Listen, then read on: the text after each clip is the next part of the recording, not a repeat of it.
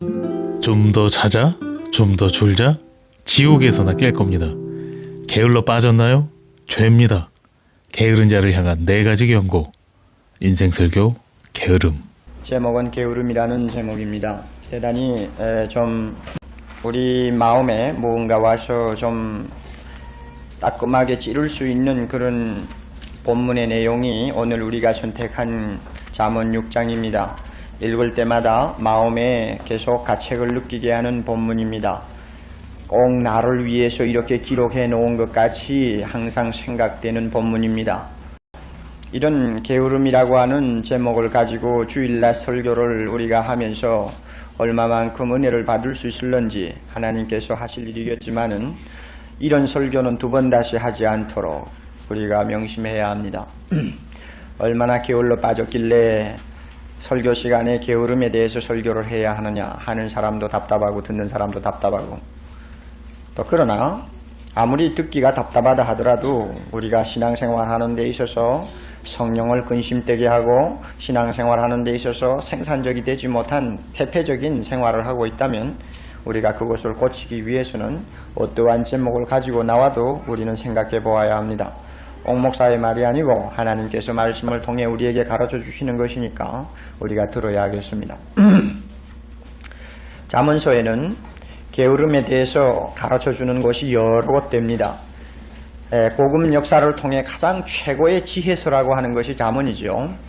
우리 인간에게 지혜를 가르쳐 줍니다. 하나님과 인간 간의 관계, 인간과 인간 간의 관계, 또는 처세술, 또는 여러 가지 현실을 극복하는 문제, 모든 문제에 대해서 이 잠언서는 우리에게 지혜를 가르쳐 줍니다. 그 가운데서도 특별히 이렇게 게으르다 하는 문제를 계속 반복해서 언급을 많이 합니다. 여러분 잠언서 자주 보세요. 신앙도 좋아야겠지만은 예수 믿는 사람은 지혜도 있어야 되고 인격도 있어야 합니다. 신앙만 좋아가지고 되지 않아요. 우리 신자들이 사회에서 실패하는 근본 원인은 신앙이 나빠서 실패하는 예는 그렇게 많지 않습니다. 대부분이 인격이 바로 되지 못하고 생활이 하나님의 자녀답게 되지 못해서 우리가 실패를 하고 욕을 먹습니다. 신앙만 가지고는 다가 아닙니다. 하나님에게 영광 돌리려면 잠언서를 통해 지혜를 배워야 합니다. 우리나라는 아직도 문제점이 많습니다. 다른 나라와 비교하면 우리가 가진 약점이 무엇인지 너무나 명백해집니다. 우리나라의 약점은 석유가 나지 않은 데 있는 것도 아닙니다. 우리나라의 약점은 후진국이라는 타이틀 때문에 오는 것도 아닙니다. 우리나라의 약점은 게으르다는 데 있습니다. 물론 동남아나 저 중동에 사는 누려 빠진 그 사람들과 우리를 비교해 보는 것이 아닙니다. 세계를 지배하는 1등 국가의 1등 국민들하고 비교를 해볼 때 우리나라는 게으르다는 말을 안 할 수가 없습니다. 우리도 언젠가는 세계를 지배하고 세계 민족에게 좋은 유익을 주는 좀 더 내 것을 가지고 봉사하는 국민이 되어야 되겠죠. 우리나라가 비록 땅은 적고 여러 가지 문제점이 있지만은 만년 내내 이런 문제점을 가지고 허덕이라는 법은 없는 것입니다. 하나님께서 우리나라에도 축복하시면 세계를 지배하고 세계를 위해 일하는 국가가 됩니다. 그렇게 하기 위해서는 부지런한 백성이 되어야 한다는 것은 필수 요건입니다. 미국에서 잠깐 생활을 해보신 분은 누구나 다 아시겠지만은 부인들이 페인트통을 들고 큰 집을 며칠을 걸려서 페인트 칠하는 것은 그저 거의 매일 보다시피 하는 일이요. 부인들이 망치를 들고 다니면서 이것저것 고치는 장면도 어렵지 않게 보는 일이요. 하와이에 내려서 공항 버스를 타고 보아도 부인들이 밤중에 나와서 버스 운전을 하고 일을 하고 있는 것도 우리는 간간히 봅니다. 깜짝깜짝 놀랄 만한 일들을 해냅니다. 강의실에 들어가서 강의를 들을 때에 그 사람들은 1분도 어기지를 않습니다. 반드시 정각이 되기까지는 강의하는 사람도 강의를 마칠 생각을 안 하고 듣는 사람도 좀 일찍이 끝내려고 하는 생각을 전혀 하지 않습니다. 그러나 우리나라 같은 데는 어떻습니까? 강의 시간에 들어가면 일반 대학도 마찬가지고 신학교도 마찬가지고 벌써 종치기 10분 전 20분 전부터 그만합시다, 오늘은 그만합시다 하는 소리가 여기서 나오고 저기서 나오는 국민이 바로 대한민국 국민이요. 자녀를 키워도 부지런히 일하는 자녀로 키울 생각보다도 어떻게 하면 편히 먹고 살 수 있는 자녀를 키울까 하는 것이, 편히 돈 벌고 편히 먹고 살 수 있는 자녀를 키우려고 눈에 불을 쓰는 국민이 바로 우리 대한민국 국민입니다. 일을 가르쳐주는 국민이 아닙니다. 여러분, 놀고도 잘 살 수 있는 나라라 하면 그것은 병든 나라입니다. 땀 흘리지 않고 수월하게 돈을 많이 벌 수 있는 나라라고 한다면 그것은 부패한 나라요, 희망이 없는 나라입니다. 왜냐하면 정상이 아니라는 이야기니까요. 저는 외국에 이민을 간 우리 한국 교포들 하나는 부러워합니다. 무엇을 부러워하느냐 하면 애들에게 일할 수 있는 버릇은 바로 가르칩니다. 왜냐하면 미국 애들이 그렇게 하니까 안 따라 할 수가 없죠. 그러니 제가 언제 예를 들었습니까? 돈을 그저 무더기로 버는 의사집 자녀도 미시간 대학의 법대 학생이요, 미시간 대학의 의대 학생이요, 그야말로 엘리트급의 아들들이지만은 방학하고 와서 제가 한번 보니까 하얀 꽃갈 모자 쓰고 앞에다가 앞치마를 두르고는 핫도그 파는 집에 있어서 하루 종일 핫도그를 팔고 있어요. 우리 한국 같으면 상상이나 할 수 있습니까? 못합니다. 절대 못합니다. 저는 이 시간, 짧은 시간을 이용해서 우리가 세상에서 어떻게 부지런해야 되겠느냐 하는 이런 세속적인 이야기하고 싶지 않습니다. 다행히 우리나라도 세계 경쟁 대열에 끼어들었기 때문에 기업을 하는 사람은 기업을 하는 대로, 또 가정생활을 하는 사람은 가정생활을 하는 대로 무언가 이제는 놀고는 그대로 먹을 수가 없다, 놀고는 안 되겠다 하는 의식이 점점 강하게 대두가 되는 것은 희망적입니다. 옛날보다는 많이 좋아졌어요. 옛날보다는 놀고 먹는 팔자를 항상 상팔자로 생각하던 그런 캐캐먹고 망국적인 그런 더러운 생각들은 점점 사라집니다. 그러나 아직도 고쳐야 할 점이 너무 많아요. 오늘 이 시간에는 우리 영적으로 좀 생각을 합시다. 영적 생활, 신앙생활에 있어서 게으르다는 점이 어떤 것을 의미하는 것인가 하는 것을 좀 우리가 생각해 보기를 바랍니다. 성 베네딕이라고 하는 분은 게으름은 영혼의 원수라고 말했습니다. 게으름은 영혼의 원수. 비슷한 표현입니다마는 에드날드 스펜서라고 하는 사람은 게으름은 죄를 키우는 유모라고 했습니다. 게으름이 우리 영혼에, 우리 신앙생활에 끼치는 해독은 그 값을 계산할 수 없을 만큼 막대합니다. 그럼에도 이상한 것은 게으름, 신앙생활에 게으르다는 것에 대해서 그렇게 심각하게 우리가 문제를 삼지 못하고 있습니다. 그저 1년 전, 1년 후 별로 달라진 것이 없이 그저 틀에 박힌 신앙생활로 일관하고 있습니다. 그것이 게으르든지 그것이 느리든지 상관하지 않는 것이 우리 습관이요. 오늘 우리가 본 본문은 적어도 게으른 자에게 대해서 4가지를 경고합니다. 첫째로요, 게으름은 우리를 천하게 만든다고 했습니다. 천하게 만들어요. 게으름은 인간을 천하게 만듭니다. 하나님께서 본문에 보니 게으른 자여 누구한테 가라고요? 개미한테 가라고 명령합니다. 개미한테 가서 무릎을 꿇고 앉아서 그 개미가 하는 것을 친히 보고 배워서 지혜를 얻으라고 합니다. 얼마나 인간을 천하게 대우합니까? 개미한테 가서 배워요? 물론 자연은 제2의 성서라고 하는 말이 틀림없습니다. 자연은 어느 것 하나 하나님의 지혜를 가르쳐주지 아니하는 것이 없습니다. 조셉 파커가 말한 것처럼 자연은 우리의 스승으로 가득하다. 돌에도 설교가 있고 흐르는 물에도 책이 있다. 이렇게 시적으로 표현을 했습니다마는 자연을 통해서 우리 인간은 많은 것을 배울 수가 있어요. 그러나 게으른 자여 개미에게로 가라 하는 이 말씀은 어딘지 모르게 게으른 자를 멸시하는 뉘앙스가 충분히 담겨있는 본문입니다. 칭찬할 만해서 그렇게 개미한테 가서 배우라고 하는 것 아니요. 자랑스러워서 개미에게 가서 배우라고 하는 것이 아니요. 게으른 자에 대한 하나님의 멸시가 이 말씀 속에 들어있습니다. 이 천에 빠진 인간아, 가서 배워라. 짐승한테 가서 배우라. 곤충한테 가서 배워라.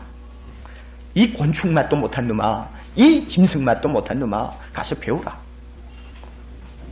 인간을 천하게 만들어요.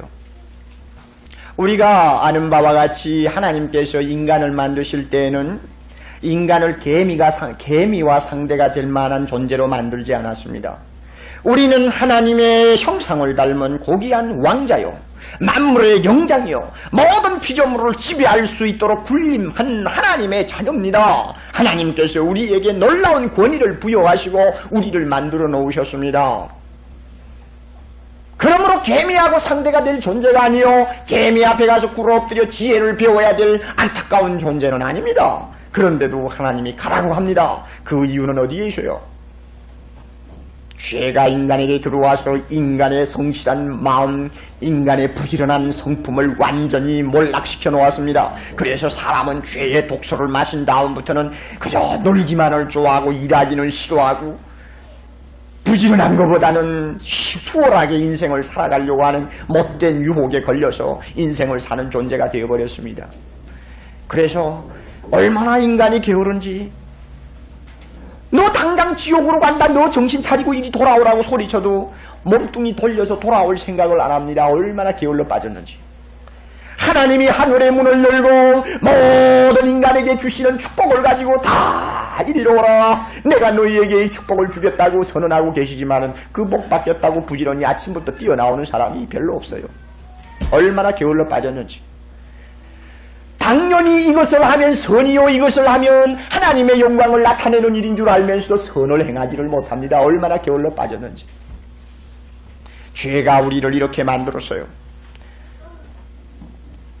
하나님께서는 이마에 땀이 흘러야만이 내가 먹을 것을 얻는다고 하셨는데 인간은 죄 때문에 이 명령 듣기 싫어합니다. 그래서 땀 흘리지 않고 먹는 방법만을 강구하다가 보니 사람을 예사로 죽이게 되고 거짓말을 마음대로 하게 되고 별의별 수단을 다해서 자기 배만 채우는 짐승보다 못한 인간이 되어버린 겁니다. 게을러서 그래요.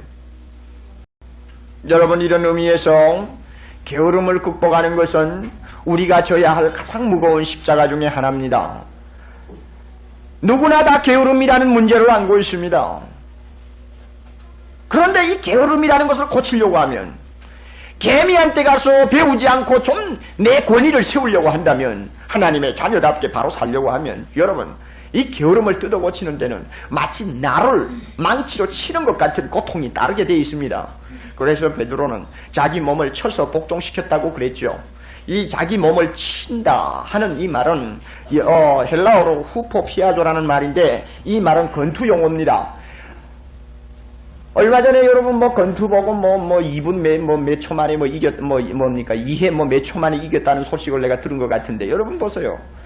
상대방이 아예 꼼짝을 못하도록 강탈을 해서 다시는 저항을 하지 못하게 하는 것이 바로 여기에서 바울이 자기 몸을 쳐서 복종시킨다고 하는 헬라어 용어입니다. 후포피아죠.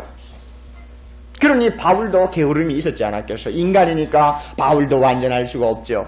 그런데 계속 게을러 빠지는 이런 습관이 인간에게 붙어 있으니 이런 육신의 욕망을 제어하기 위해서는 바울은 마치 건투 선수가 실컷 상대를 두들겨 패듯이 자기 몸을 쳐서 복종시켰다고 그랬어요. 자기 부정, 이거 없으면 게으름을 뽑지 못합니다. 두 번째로 우리가 생각해야 할 것은, 게으름은 우리를 미련하게 만듭니다. 미련하게 만들어요. 왜 미련하게 만드느냐 하면은, 게으른 자에게 볼 수 있는 공통점은 기회를 잡지 못하고 잘 놓쳐버리는 것입니다. 오늘 본문에도 보니 개미는 여름 동안에 예비하며 추수할 때 양식을 모으지만은 게으름뱅이는 여름도 그냥 보내버려 추수 때도 그냥 보내버리는 게 게으름뱅이입니다. 이거는 미련한 거예요. 기회가 왔는데도 기회를 잡지 못하고 놓쳐버리는 인간은 미련한 존재예요. 그런 사람을 미련하다고 그래요. 개미처럼 부지런하기만 하면 여름철에 땀 흘려 일해서 가을에 추수를 하게 되는 것이 원칙이죠. 옛날에 그러니까 한 6, 70년 전까지만 해도 이 본문을 보는 사람들이 이것은 솔로몬이 만약에 썼다고 하면 솔로몬이 뭔가 착각했다. 그 당시는 과학이 발달하지 못해서 이 생태학적으로 연구가 부족해서 이것은 이렇게 썼을 것이다. 왜냐하면은 아마 솔로몬이 개미 집을 뜯어보고는 개미 알이 수두룩수두룩하게 있으니까 그것이 양식 모아놓은 것인 줄 알고 착각을 했을 것이다. 이렇게 이 본문을 좀 헐뜯었습니다. 그러나 지금은 그런 소리가 쑥 들어갔죠. 왜냐하면은 개미는 우리가 대충 알다시피 종류만 해도 한 10,000여 종 됩니다. 10,000여 종 되는 가운데 팔레스타인 같은 데 주로 살고 있는 하베스터 종은 곡식을 모으는 종류입니다. 논밭 같은 데 기어다니면서 나달들을 전부 다 집어와가지고 자기 곳간에다 채우는 놈입니다. 이 개미는.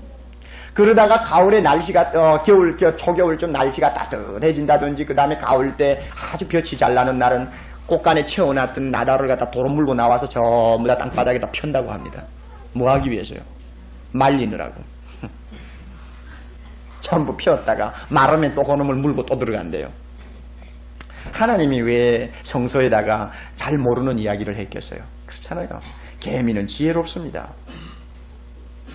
여름을 놓치지 않아요. 가을을 놓치지 않아요. 여러분, 누구에게나 여름은 있는 법입니다. 이때를 잘 이용한 사람은 가을에 거두게 되어 있습니다. 심는 대로 거둔다는 것이 하나님이 인간에게 주신 자연 원리입니다. 자연 질서입니다. 시편 126편 5절 6절에 눈물을 흘리며 씨를 거두는 자, 뿌리는 자는 다 같이 모여 기쁨으로 거두리로다. 울며 씨를 뿌리려 나가는 자는 정령 기쁨으로 그 단을 가지고 돌아오리로다. 정말로 땀 흘려서 씨를 뿌리는 사람, 기회를 놓치지 않기 위하여 최선을 다하는 사람은 그 뿌린 대가를 가을 되면 받게 되는 것입니다. 그러나 우리가 알다시피 인간에게 항상 여름이 있는 것은 아닙니다. 반드시 가을이 오고 겨울이 옵니다. 누구에게나 예외가 아닙니다. 기회를 놓치고 후회하는 자만큼 미련한 존재가 없어요. 잠언 12장 27절 한번 봅시다. 저 몇 장 넘어갑시다. 잠언 12장 27절. 네, 다 같이요. 게으른 자는 그 잡을 것도 사냥하지 아니하나니 사람의 보기는 부지런한 것이니라 그랬죠. 게으른 자는 그 잡을 것도 하는 말은 당연히 잡을 수 있는 놈도 놓친다 그 이야기입니다. 사냥을 만약 가서 있는데 잡기가 싫으니까 바로 사냥할 놈이 앞을 지나가는데도 잡지 않고 우두커니 쳐다본다는 말이에요. 이마 얼마만큼 게으른지 기회를 다 놓쳐버리는 것입니다. 그리스 신화에 나오는 기회의 신은 생긴 꼴이 어떻게 생겼느냐 하면 앞머리에 이마에는 큰 뿔이 2개 달리고 뒷머리는 반들반들한 대머리라고 그럽니다. 왜 그렇게 만들었을까? 왜 그리스 신화에 나오는 기회라는 신은 그런 꼴일까? 예. 아주 기회가 오기를 기다리고 만반의 준비를 하고 딱 태도를 정하고 기다리는 사람은 기회라는 놈이 오면 잡기가 얼마나 쉬우냐면 2뿔 가진 짐승 잡는 것처럼 쉽다는 겁니다. 그렇죠? 그러나 일단 그 기회를 놓쳐버리면 얼마나 어려우냐. 미안합니다. 대머리를 잡으려면 잡을 게 없는 것처럼. 싹 지나고 나면 잡을래야 잡을 수 없이 매끄럽다는 겁니다. 손에 안 잡힌다는 이야기예요. 기회라는 건 바로 그런 거예요. 준비하고 있는 사람에게는 쉽게 잡히지만 놓쳐버린 사람에게는 안 되는 것입니다. 잡기가 어려워요. 그래서 예수님도 요한복음 9장 4절에 때가 아직 낮음에 나를 보내신 자의 일을 우리가 하여야 하리라. 밤이 오리니 그때는 아무도 일할 수 없느니라. 다 같이 우리 한번 생각해 봅시다. 해봅시다. 밤이 오리니 그때는 아무도 일할 수 없느니라. 예, 누구에게나 여름이 있고 누구에게나 가을이 있는 거요. 그러나 그것이 만년 계속되는 거 아닙니다. 언젠가는 지나가 버립니다.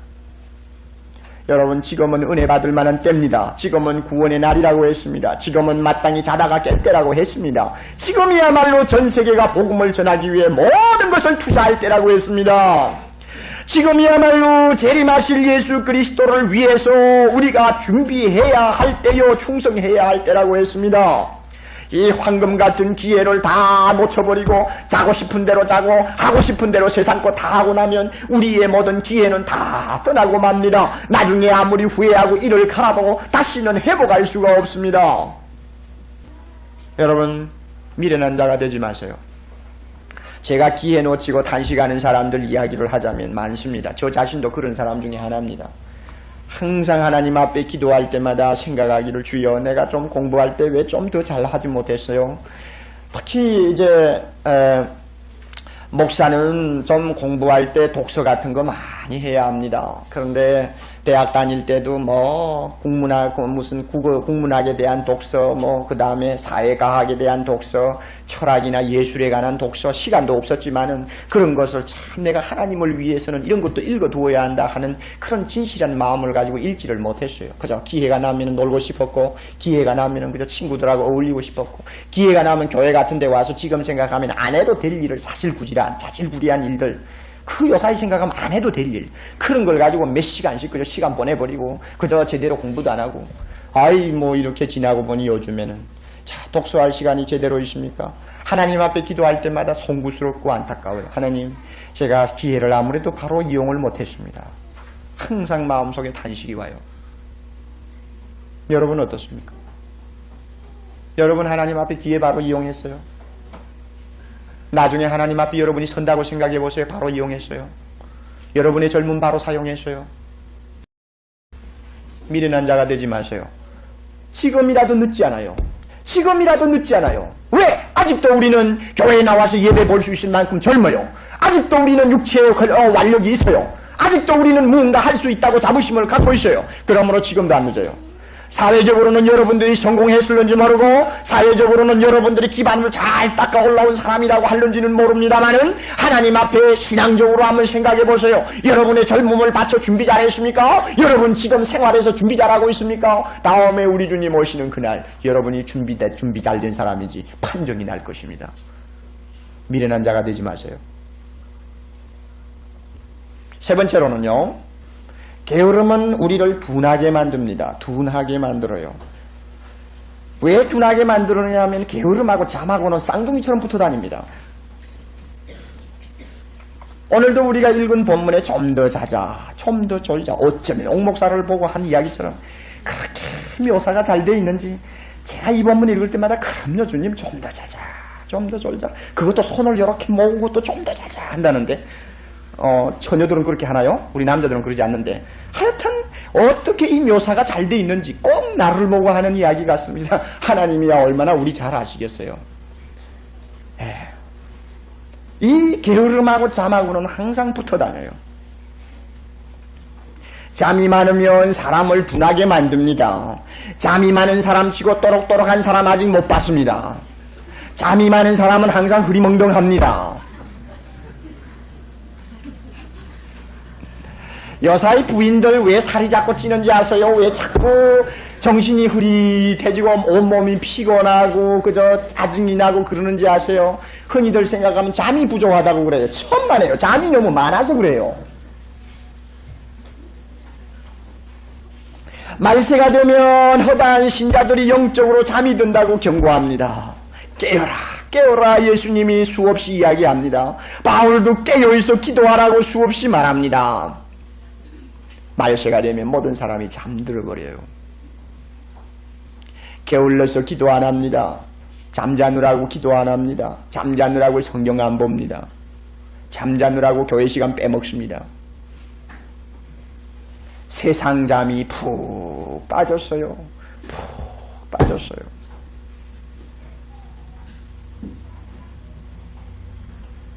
저는 생각에 우리 교회처럼 일하기 힘든 교회도 없다고 저는 가끔 생각합니다. 도대체 잠자는 사람을 깨울 재간이 없어요. 내 능력 가지고는. 하나님이 보시면 얼마나 답답하겠어요. 잠자는 것을 깨울 재간이 없어요.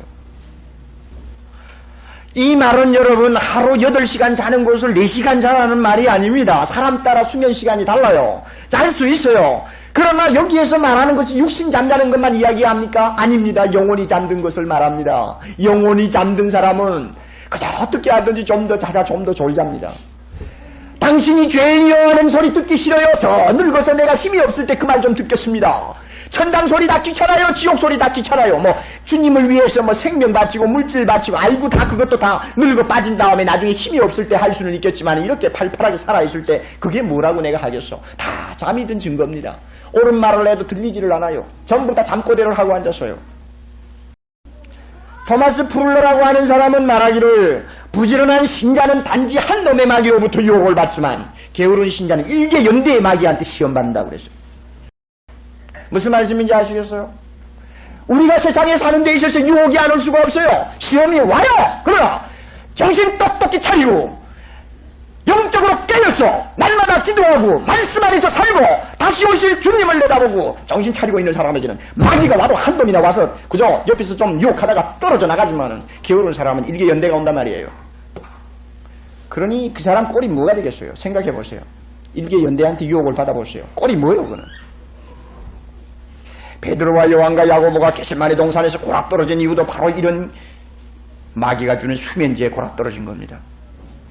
바울은 로마서 13장 11절에 말하기를 또한 너희가 이 시기를 알거니와 지금은 그 다음에 뭐요? 자다가 깰 때가 되었으니 자던 자가 일어나야 될 때가 왔습니다. 여러분 요새 TV나 신문 같은 데서 자 80년 또 민족 복음화 대회 본부에서 3.1절을 뒤에서 금식 기도합시다. 국가를 위해 기도합시다 하는 말을 많이 듣습니다. 우리 교회가 지금 일일 수양회 때문에 그 스케줄대로 움직이지 못하는 것이 죄송합니다만은 우리 교회도 언젠가 단독으로라도 하겠죠. 꼭 이 나라가 어떤 위기에 처했다는 말이 아니라 정신을 차려야 된다는 말이에요. 자서는 안 된다는 말입니다. 대한민국의 파수꾼이 누구요? 교회요. 불침번이 누구요? 교회요. 국가를 신자들만큼 걱정하는 사람들이 바깥에 있어요. 자기 민족과 자기 후손을 위해서 기도하는 사람이 교회 사람만큼 있어요. 교회는 그날 그 국민의 불침번이요. 그 국민의 등대입니다. 이것이 불이 꺼져버리면요. 소망이 없어져요. 세상 사람들처럼 되는 대로 살아가 되겠어요, 여러분? 돈이나 많이 모으면 된다고 생각하는 썩어빠진 사고방식 가지고 여러분 만년이나 살 것 같아요. 나만 건강하고 나만 엔조이하고 세상을 보내면은 이웃이야 어떻게 되든지 국가야 어떻게 되든지 여러분 관심이 없어도 될 것 같아요. 잠에서 깨어날 때가 되었어요. 예수님이 오실 때가 우리 눈앞에 점점 다가옵니다. 예수님이 다가올 때일수록 사람들은 잠에 깊이 떨어진다고 했습니다. 그러니 예수님은 멀리 계시는 것까지 착각하겠죠. 그러나 사실은 문 앞에 온 것입니다. 에베소 5장 4절에 14절에 잠자는 자요 깨어서 죽은 자들 가운데서 일어나라. 오늘 요절입니다. 꼭 기억하세요. 잠자는 자요 깨어서 죽은 자들 가운데서 일어나라. 잠자는 자요 깨어서 죽은 자들 가운데서 일어나라. 오늘 우리 주변에 죽어서 죽은 송장과 같이 잠자는 자들이 많이 있는데 우리는 이 가운데서 일어나야 됩니다. 일어나야 돼요. 저드슨이라고 하는 사람이 말했습니다. 좀 더 자자, 좀 더 졸자 하면 그 사람은 영원토록 더 이상 잠을 잘 수 없는 지옥에 가서야 잠이 깰 것이다. 그렇죠. 지옥에 가서는 깹니다. 정신이 바짝 들 것입니다. 그러나 기회를 놓친 사람이요. 주일날 저녁 예배도 제대로 못 지키는 사람들이 무슨 천당 가겠다고 다들 가다니. 난 새벽기도 나오라고 안 해요. 새벽기도는 고급만 나오지 뭐 그렇게 여러분들처럼 그렇게 미안합니다. 잘못하면 입에서 이상한 소리 나오기 쉬우니까. 여러분들처럼 그렇게 고급은 새벽기도 나오는 법이 아니에요. 저같이 저질이나 나와서 꾸꾸로 엎드려 소리치는 거죠. 그러니까 새벽기도는 제가 원하지 않아요. 저녁이라도 좀 바로 나오시라고. 나중에 어떤 위기를 당해가지고 와서 그때 와서 뭐 울고불고 하시지 말고 평안하다 할 때 아직도 건강하다 할 때 나오시라고. 나와서 기도하시고 하나님 앞에 좀 더 책임 있게 좀 움직이세요. 어지간히 잠자시고. 한 가지만 더 합시다. 게으름은 우리를 가난하게 만듭니다. 내 궁핍이 강도같이 오며 내 곰핍이 군사같이 이르리라. 영적으로 이 원리는 그대로 적용됩니다. 왜 우리 심령이 충만하지 못하고 컬컬할까요? 왜 내 신앙은 자라지 아니할까요? 왜 나는 예수를 10년이나 믿었는데도 내 심령에 평안이 없을까요? 기쁨이 없을까요? 왜 나는 예수 믿고 구원받았다는 거 믿기는 믿는데 어찌해서 내 생활은 이렇게 맥이 빠져버릴까요? 조그마한 시험이 와도 왜 넘어져 버릴까요? 왜 이렇게 가난할까? 왜 이렇게 힘이 없을까? 10일 한 달을 굶은 사람처럼 도무지 맥을 주지 못하는 내 신앙 자세는 어디서 오는 것일까? 게을러서 그래요. 게을러서. 뭐 하는데 게으릅니까? 성경 보는데 게으르고 공부하는데도 게으르고 기도하는데도 게으르고 집회 참석하는데도 게으르고 다 게을러 빠져서 이게 도무지 돌아가지를 않는 것입니다. 여러분. 다른 말 할 필요가 없어요. 잠언 13장 4절에 게으른 자는 마음으로 원하여도 얻지 못한다. 게으른 자는 마음으로 원하여도 얻지 못한다. 부지런한 자의 마음은 풍족함을 얻느니라. 잠언 13장 4절 한번 봅시다. 그 말씀이 여러분 영적 생활에 그대로 적용됩니다. 13장 4절 게으른 자는 마음으로 원하여도 얻지 못하나 마음으로 신앙생활 좀 더 잘해보고 싶고 은혜 충만하게 받아보고 싶고 성령 충만하게 받아보고 싶지만은 마음은 원이로되 도무지 되지를 않습니다. 왜 그러느냐? 게을러서 그래요. 그러나 여러분 조금만 부지런히 열심을 내어보세요. 마음은 풍족함을 얻습니다. 은혜로 충만하게 됩니다. 여러분 하나님의 은혜가 아무리 공짜라고 할지라도 게으른 자에게 돌아갈 만큼 하나님의 은혜는 공짜가 아닙니다. 성경 말씀이 아무리 하나님의 은혜로 충만한 말씀이요 축복으로 가득한 말씀이라고 할지라도 게으른 자에게 성경은 문을 열지 않습니다. 기도가 아무리 하나님께서 무조건 허락하기로 작정하신 것이요 구하는 자에게 다 들어주신다고 하고 두들기는 자에게 다 들어주신다고 약속하셨지만 게을러 빠져서 침상에 누워서 하나님 부르는 자에게 하나님이 들어주시는 역사가 없어요. 여러분들 가운데 자다가 일어나가지고 잠옷 바람에 침대에 누워서 기도는 해야 되겠고 엎드려가지고 중얼부근 하다가 또 자버리는 사람 없어요?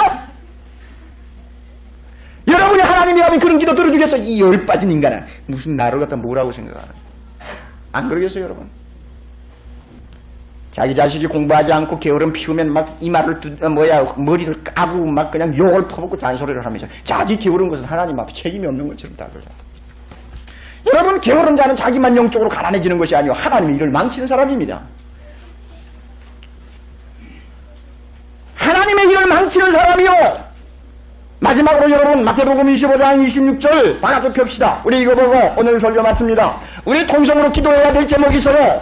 왜냐하면 우리 모두 게으르기 때문입니다. 마태복음 25장 26절